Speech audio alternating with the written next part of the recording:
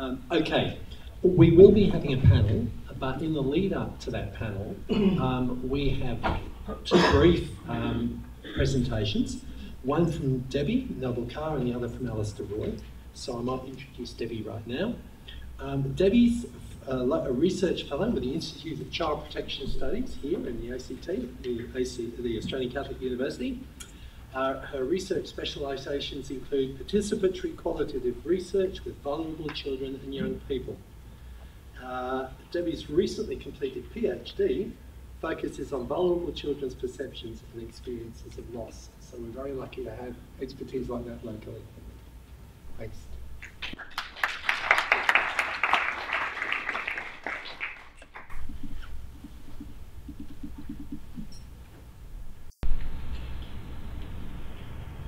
Thanks.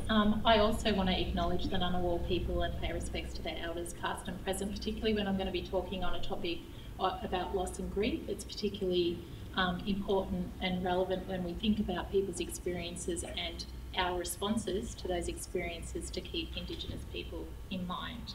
I'm very happy to be here. I can see some familiar faces of people who've been subjected to me talking about seeing, hearing, listening and responding to children before, sometimes over 2 whole days at Kids Central training. So I promise to try and provide something new for you today because I'll be talking about the findings from my PhD study, which I just submitted late last year. I'm also very happy to be here because I have 3 boys who all fall in the middle years, an 8-year-old, a 10-year-old who's 10 today, and whom I've ruined some of his birthday by making him catch the bus to and from school today to be here. So thank you, Samson. I acknowledge your sacrifices. And my eldest child who just started high school this year, so is in that transition year, who tells me or keeps informing me that he's in puberty and that's why he can't get up in the mornings and shouldn't also have to catch the bus at 7:30 every morning to go to school. You know, in his angst-ridden middle-class suburban Canberra life, he's starting to write a rap about being in puberty. So, yeah. So my kids continually remind me that kids have very real and sometimes very strong feelings and emotions, and that as adults it's our job to try and figure those out and try to respond to them in ways that are helpful to them. So my PhD study also reminded me of this, perhaps also with kids who don't have the middle class privileges that my child has and face more challenges in their life, and who perhaps sometimes slip into some of those gaping holes or gaps that we've been talking about today. So today I'm going to present the main findings from my PhD study, give you an understanding of how I went about talking to children about these issues, and stress the implications for adults, particularly for child or family support workers, because I know there's a few of you in the audience today who are working with children in our community who experience loss as an everyday and ongoing reality in their lives. So let me just start by saying what we commonly know and hear about children and loss and grief. It's been clearly established that loss is a potent issue which will inevitably occur in our lives, in every one of your lives, and in children's lives as well. Many Australian children will experience major losses such as parental separation or death of a significant other, and some of them will also experience natural disasters as well. These losses can be very detrimental to children's health and well-being in the short and long term. So it's not uncommon for studies in the grief and trauma field to find that up to 1/3 of children exposed to a loss event, such as parental death or a disaster experience, will experience significant social emotional issues or even mental health issues as a result of their experiences, such as PTSD. Some mental health or social emotional problems may actually also only manifest years after the event has been experienced. Emerging research has also confirmed that vulnerable children, those who face additional challenges in our community, and by that term, vulnerable children, I'm sort of talking about children who face additional issues such as family violence or homelessness or poverty, a range of the issues that we've been discussing today, are more likely to face multiple and concurrent losses, perhaps not surprisingly, and they're actually at increased risk of negative outcomes due to those losses because of the limited resources that they have available to them and their families, perhaps. Despite this, we don't know much about this experience for this group of children. Grief and loss has rarely been a focus of researchers interested in vulnerable children, and the study of childhood grief is often described as being in its infancy, because it's actually only in the last 30 years that people have acknowledged that children can and do grieve. So the field of childhood grief as it stands is forced to rely on a limited but steadily growing number of studies, mainly from a demographic that we can describe as being Middle America actually, which have concentrated on understanding children's intrapsychic response to one type of loss, and that is parental death. That's where most of our knowledge of childhood grief comes from. Children themselves are often absent from these studies, which instead rely on retrospective accounts of adults to talk about what it was like for them when they were a child and experienced loss, or from adult proxies such as practitioners or parents who speak on children's behalf. So our understandings of childhood grief have relied mainly on adult observation, practice experience and theories such as attachment theory and developmental psychology. Informed by this, it's commonly accepted that children grieve in similar ways to adults, but that their grief is differentiated to adults in a few significant ways, including by the way that they grieve in spurts, the way that they express their grief in actions and not words, and that their understandings of death and responses to losses and their capacity to cope will largely be governed and often limited by their developmental age and stage. So this is the common language used in childhood grief literature, and as I talk today, I want you to start thinking about the way that we talk about children's experiences, their feelings, and whether some of the language we commonly use can actually work towards minimising or dismissing the strength and lived reality of some of children's feelings and the impact that some of these experiences can have on their lives. So I'll revisit some of these common ways that we describe loss a little bit later. So the other worrying finding from my preliminary look at the literature when I started my PhD study was that despite its significance, many have noted that loss and grief issues are rarely considered or addressed, not only by researchers but also by practitioners in the field in the work that they do with children or families. And the other main justification for me spending the last 3.5 years studying this issue was that I strongly believe we can only really hope to understand this issue fully and think about how we should respond to it if we take the time to understand what children themselves think about it and ask them carefully how they experience it and what supports, if any, they think would be helpful. Or as kids have said in my previous studies, kids should be asked about stuff that's got to do with them. They can tell you stuff you'd never think of because you're not a kid. And in my PhD study, one of the participants, Verity, and I'll say I'm using some quotes and drawings from the kids in my study today. The kids chose their own alias, so these are the names they chose for themselves.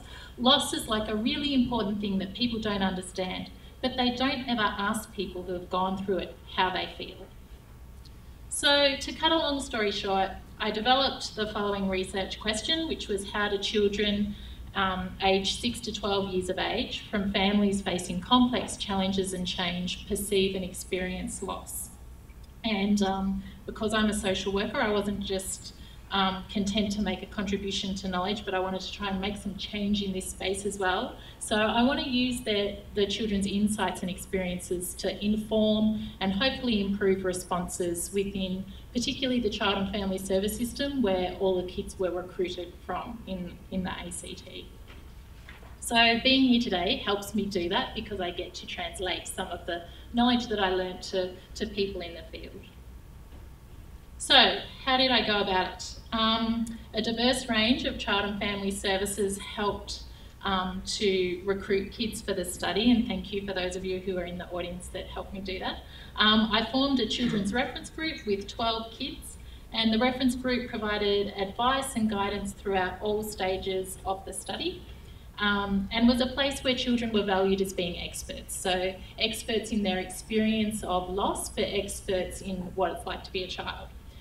The group met twice and helped me to understand and define loss for the study, provided some tips on how to ensure a safe and supportive research environment, assisted me to develop an interview schedule, and reviewed and tested interview tools. So during these sessions, we did activities, we held discussions, we ate lots of food, we played lots of games. We had an opt-out table for kids so they could come in and out of activities as they chose to participate in them. The kids loved the komochis there, pictured at the bottom of the slide, and they recommended I use them as check-in and check-outs in the interviews that I did with kids. We've used a different sort of check-in and check-out to monitor kids' wellbeing throughout the reference group.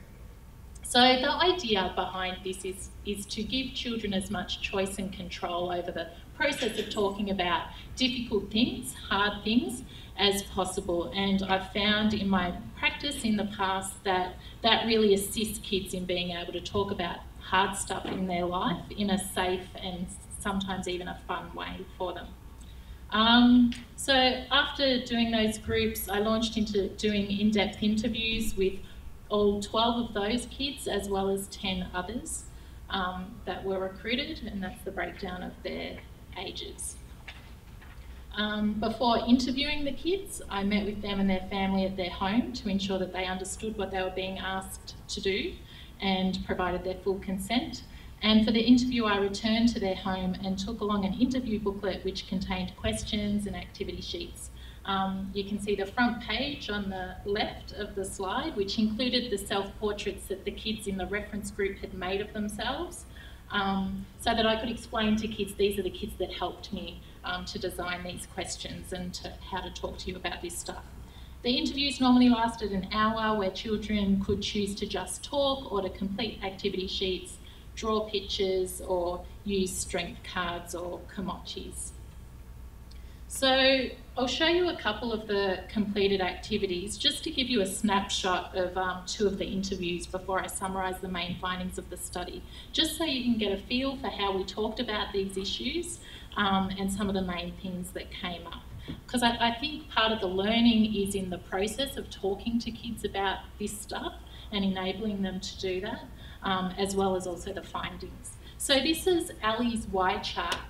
Many children completed a Y chart to explore their understanding of what loss looks like, sounds like, and feels like. Ali wrote that loss looks like eyes blurred with tears unable to hide, feels like you've been robbed of all your happiness, you're trapped in emotion and unable to break free, stinging in my throat, trying to hold the tears down. It sounds like cries of sadness, howls of anger and struggle, shouts of argument, nearly a year of silence from my mum for me and my loss. So in the interview, Ali talked mostly about the loss of pets. I think she spent the first 35 minutes of the interview talking about her pets. Friends and her experience of parental separation and not seeing her mum for a year, and of moving houses a lot. Ali said to me, and this is a quote from her, "One of my biggest losses was when my dog died. He was my best ever friend and I really, really loved him. And he was like a dad that couldn't really speak and get angry. And yeah, I'm not saying that Dad always gets angry. Dad's pretty good, but when he did, my dog would always be there to help.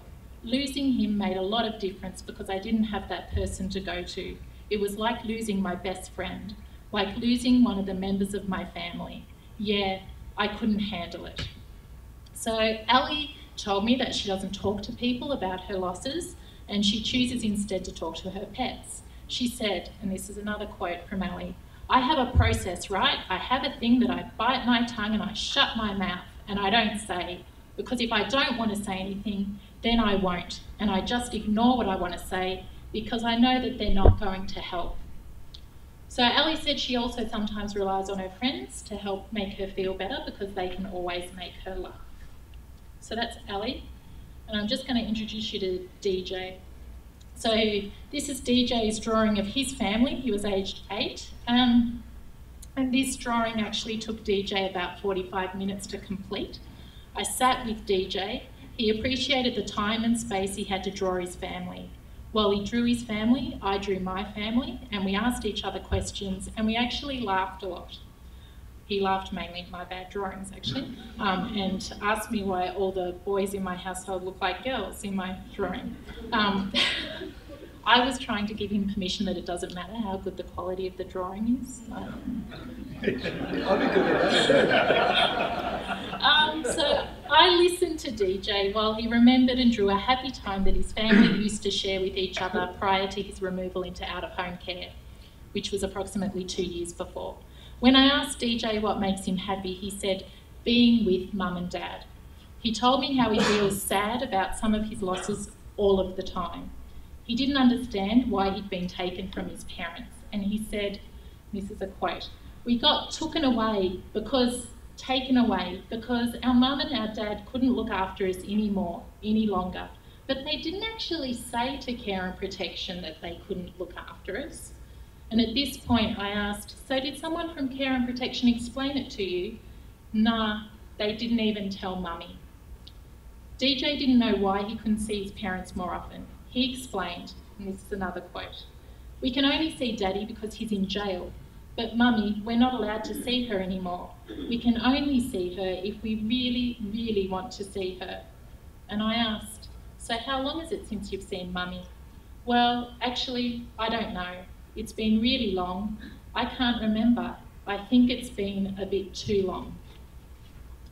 DJ also told me of his anger at child protection workers for losing presents his mum had bought for him, and he told me how much he loved and missed his family, including his dogs, and also how much he missed his teacher at his old school who used to give him a hug and bring him in food when he didn't have anything to eat. He didn't know how much longer he was going to stay with his current foster care family, or why he had to move from his previous foster carer, who he described as being nice. Okay, so I hope introducing you to Ali and DJ just gives you a bit of an idea of the complex challenges the kids in my study faced and the losses that they experienced. And I'll now just move on to the broader findings of the study.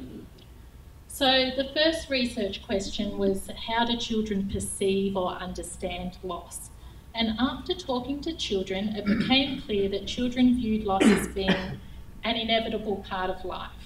In the first reference group, the kids were asked to do an exercise where they grouped different events into whether they were a small, medium, big loss or not a loss at all. And the children ended up categorising everything as a loss, even some really obscure things that I chucked in there just for my own entertainment, really, I think. But they ended up saying that everything was a loss, emphasising that losses are part of children's everyday life experience, and are not just reflected in the experience of death or parental separation or disasters, as are often stressed in the literature. In essence, children said that losses are anything you used to have that you miss, or something you feel you are missing out on. So it was very clear that children's perceptions of loss were heavily influenced by the cultural and social norms and the significant others around them. For many, their major losses were about the absence of family or friends or fun that they expected that they should have or could have had in their lives, and which they saw a lot of others around them enjoying. So this emphasis on absence and missing ensured that they viewed loss as a present experience, rather than seeing loss as being about an event which had occurred in their past. They talked about the everyday experience of living with their losses. This was also reflected by the way that children described losses as being a negative emotional experience which was marked by a sense of permanence. So many of them said they were still just as sad today about loss events which had happened to them years ago. And they said that losses are things which cannot be fixed and are always with you. So although they were permanent, the kids also realised that their losses change in meaning and impact over time. Sometimes the meaning and impact changed as they received more information about their losses and could piece together a more coherent story of what had gone on. And sometimes they changed over time as kids grew older, became interested in different things and changed the way they thought about relationships or certain things. Children also said that losses were harder to deal with when they involved something special or really important. And for the kids in this study, the losses that were really important and special were the loss or the absence of family, including pets, friends, and perhaps a bit more surprisingly, because it doesn't feature in the literature much, the loss of fun. So I started to call these things the 3 Fs that were important to kids. And the children talked about these losses occurring as a result of death of a family member. Over a third of them had experienced the death of a family member, usually a grandparent or a sibling. 2/3 talked about parental separation.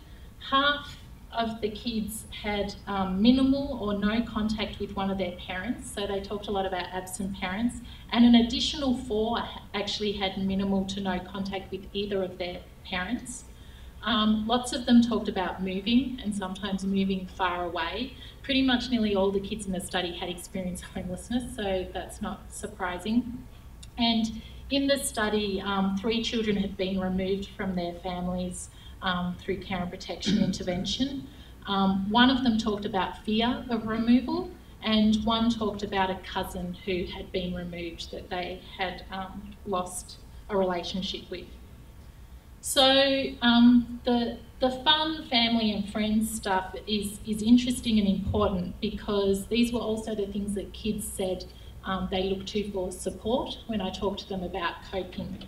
So this reminds us of one of the cruel ironies of loss that often that makes them harder to deal with, that not only do you lose that important thing or person that you now no longer have, but they were the people who provided you with support and the cope to deal with those sorts of difficult issues, and now they're no longer there either. Okay, so up to this point I've sort of talked about, described what children thought loss was, but really the richness of my data came to the fore when I tried to uncover what it was like for children to experience these things. And in uncovering that, I was struck by the commonality between different types of losses and the kids across the study as well. Some common themes kept re-emerging.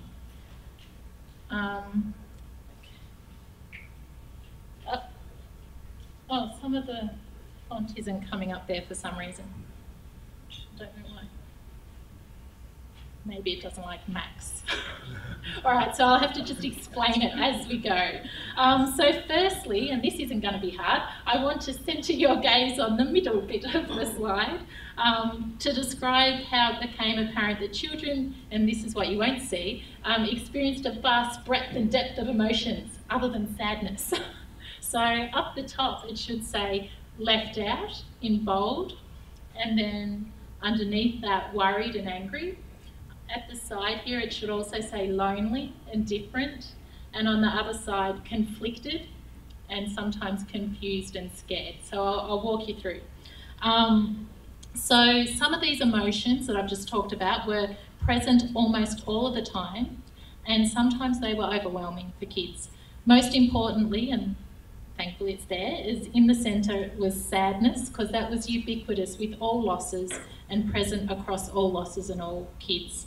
And this isn't surprising, but the children's ability to differentiate between different levels of sadness and describe a depth of sadness that in the adult grief literature is sometimes coined as chronic sorrow was maybe a bit surprising. The depth of children's sadness was demonstrated by the way they described it as a physical pain, such as being hurt, and by having a broken heart. Archie, who was 7, said that the death of his grandfather made him feel very, very, very, very, very, very, very, very sad. And this use of repetition to differentiate between different levels of sadness and emotions was quite common. So the second most common emotion was feeling left out and then lonely. So many children also talked about the complexity of having mixed emotions. So they were angry with absent parents and loved them and wanted them in their lives, but they loved them at the same time. So these mixed feelings often made losses and their relationships very difficult to reconcile and manage on a day-to-day basis. I don't have time to explore all the emotions that I've outlined, but I might just focus on left out, which should be in bold at the top there in the circle, which was the second most commonly described emotion. It was perhaps surprising that this featured more strongly than anger and worry in the kids' narratives, because often we talk about sadness, anger and worry as being major reactions to loss in children. But in this study, it was very clear that the kids were only angry and actually became increasingly angry the more left out they felt. Their anger existed because of the way children were being treated by those around them. And likewise, if they were given little information about the circumstances of their losses and the absent people they cared for, they were more likely to express worry about them. So therefore, it's important not to just go, okay, it's common for children to be sad, angry and worried in response to loss. That's normal, their reactions are normal, but to be curious about why those things are present, because sometimes we can do real world things about them. I also wonder whether emotions such as anger and worry appear more frequently in the literature and much more frequently than left out and lonely, because our knowledge has so far stemmed from adult observations and assessments of children. It's probably much easier for adults to see anger and worry than it is for them to recognise and understand a child's felt experience of being left out and lonely.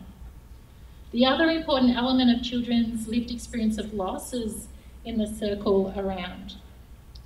So unfortunately, I found that children's interactions around their losses were characterised by powerlessness, isolation and silence. Silence and powerlessness were particularly strong and common themes. It's important to acknowledge that silence and perhaps even isolation was a two-way thing. So sometimes they were voluntarily enacted by children because they didn't want others to know how they were feeling, or because they told me it took a lot of courage and bravery to talk about these sorts of things.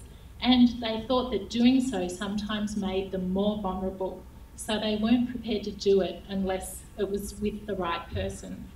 Silence also filled the space around loss because kids said adults were often unavailable or unwilling to talk to them about loss events, and they received little information about them. When they did receive information, kids told me they often got given a kiddie version and sometimes were deliberately given inaccurate information to help protect them. Verity, who was 12, explained, "Yeah, I think my parents have lied to me to make it seem better. And when someone lies to you, your trust seems to fade away a little bit. They think that they're helping, but they're just making everything worse."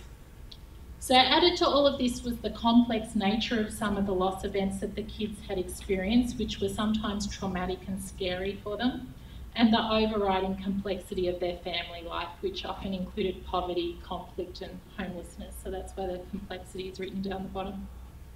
So this complexity, along with children's other interactions with others around them, which were characterised by isolation, powerlessness and silence, often worked to cause, complicate and compound their loss experiences. So given this fairly negative picture that you can only see part of, it was important to uncover whether children were coping and if so how, and fortunately they were very happy to talk to me about this, and let's see if it's all, and that's all on the slide. Yippee. Okay, so this diagram encapsulates how children were coping and in some cases thriving in spite of their losses. Again, we'll start with the inner circles, which shows what children were doing, most often independently and often out of the sight of adults. Children talked about needing time and space to cope with loss. Children consistently described the process of coping with loss as being gradual and incremental. For example, Verity said, "It comes together and got better bit by bit." And Freddie, who was 8, said, "Yeah, it took a really long time and the anniversaries and birthdays, it was really, really sad. But it has got much easier, much easier, much, much easier." So with time, and actually often in special private places, children tried to process their thoughts and feelings. And actually, often the sadder they were, the more likely they were to isolate themselves to their special private places, which were their bedrooms or sometimes public places that they claimed as their own, like trees, parks, ovals, and one even talked about a bus stop up the road. And here they would sometimes think, write, draw, or just have time to themselves. And in these private places, and when they were around others, they would also try to focus on the positives of their lives and seek out opportunities for fun, play and laughter. Children actually talked about only seeking help from people or things which could help them to have fun, play and laughter.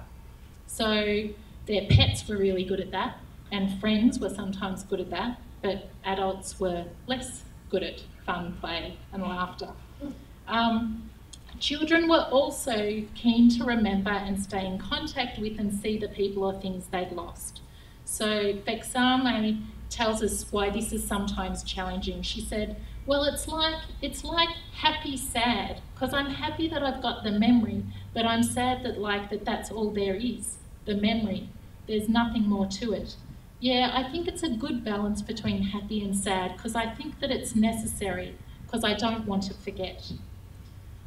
So you start to see that coping really was this delicate balancing act for kids trying to use lots of different sorts of strategies at different times for different reasons. And the importance of their memories and tangible objects which represented those were really obvious, because I was in their houses and they would show me photos on the walls, they'd show me photo albums, they'd retrieve belongings such as guitars or hats that deceased family members had given them. And we know now that a continuing bond is really important. We've moved on from that initial grief theory notion that separating from the deceased is the main aim, and that establishing a continuing bond with those who have left us behind is important. So although many children relied on their pets and friends as their main supporters, they were adamant that it was an adult's job to also help them.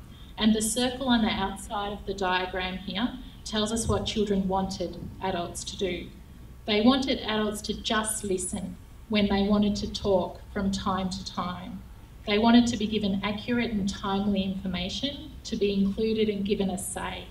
They wanted adults to help them to stay connected to important people they had lost and might be at risk of losing. Because I think this is important. Kids who are in the middle years often don't have independent access to phones or social networking devices, and they were reliant on adults to help them with these things. And sometimes we can take those technological ways of keeping in contact with people for granted as adults, but these kids just didn't have access to phones and those sort of things to be able to do that on their own. And importantly, they wanted care, comfort and practical support for themselves and their families. Ali, who was 11, said that it would be good to have someone else to hold your parents, so you're not the only one having to hold your parents. So these were all the things, if you can remember from the previous slide, which were the opposite of what kids were actually experiencing, which was silence, powerlessness and isolation. So as you can see, coping with childhood loss is not easy, especially when your interactions with others may be compounding rather than easing your loss experiences. So I need to sum up. So I just wanted to reiterate for you some of the key learnings from the study.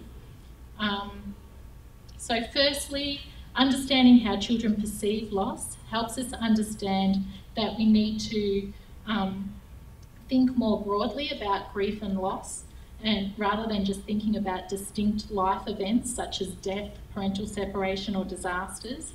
Many of the losses explained and explored by children were things that couldn't be traced back to singular events in their lives, but instead related to the enduring absence of others from their life. And understanding what losses may be important to kids helps us to know what to look for. So we need to be especially curious about these things with kids. So maybe family, friends and fun. This study reminds us that what is special and important will be different for each child. And so to recognise their losses and to be considered amongst their preferred supporters, we need to take the time to get to know children and what's important to them. Children described loss as an emotional experience, and in my opinion, we have a service system which often assesses and responds to children's behaviours rather than, and sometimes focused on managing and regulating emotions. and is sometimes reticent to engage with children about their feelings, especially on hard issues. So we need to become more comfortable with talking to children about their emotions and not trying to fix or manage all of their problems. In this study, I discovered that talking about loss is a key way to open up conversations about feelings, and talking about feelings is a key way to open up conversations about loss. But children stressed that they needed safe and supportive spaces to engage in these conversations. And I think the methods that I used in the study, where children were in charge of what they could talk about and how they did so, and where I, as the adult, was able to engage in shared activities with them and to be confident and comfortable in sometimes in the loudness of the silence between us, and sometimes to laugh as well, also gives us some hints as to how to do that. But to do that, we need to be confident, not just in our own capacity to have these conversations, but also in children's capacity. And our current approach to children's grief is dominated by developmental frameworks which sometimes prescribe universal responses and which sometimes stress children's limitations to understand and cope. And my study shows that there was complexity and diversity in children's experiences in spite of their age or developmental stage. And it also showed that they had great depth of understanding and that they were active in coping with their grief. And sometimes maybe in ways that we haven't previously well understood, because children are often employing their strategies, their coping strategies, out of sight of adults. So when we describe that children grieve in spurts, it's perhaps because we've failed to see that they're actively using fun, play and laughter as an active coping strategy. And if that was adults, we might be more kind and call them instrumental grievers and sort of applaud the way that they're going about grieving. But the language that we often use with children of them grieving in spurts may actually minimise or obscure some of the strength of their losses. So in light of this, we need to own up to our responsibilities and understand that children's losses are often caused, complicated and compounded by adults' actions or lack thereof, and also by the complex challenges that families face.